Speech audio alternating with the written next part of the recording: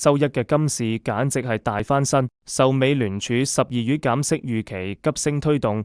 黃金直接衝破近期震盪區間頂部，現貨黃金收報4134.61美元，一日升咗69.69美元，升幅高達1.71%。呢波升勢完全係美聯儲官員集體轉鴿撐起來的。FedWatch 最新數據嚇親人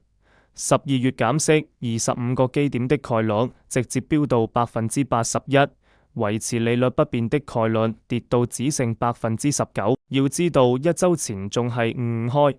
現在市場徹底倒向減息，全靠美聯儲核心官員接力放鴿。上周五，紐約聯儲主席威廉姆斯先鬆口，周一連鷹派代表沃勒都轉態，佢直言傾向12月減息，仲講明主要擔心勞動力市場通脹上行風險有限，關稅帶來的額外成本根本冇之前諗嘅咁嚴重，仲公開呼籲下一次會議就減息，連向來偏鷹的大佬都撐減息，市場能不瘋嗎？不過大家要留意，本周數據面依然亂籠，因為之前政府停擺，9月零售銷售 PPI 周二出，每周初請失業金，核心 PCE 通脹周三出都要集中公布，但10月的數據依然保唔反。分析師都話，今次12月議息會議可能係近年最冇數據撐腰的一次，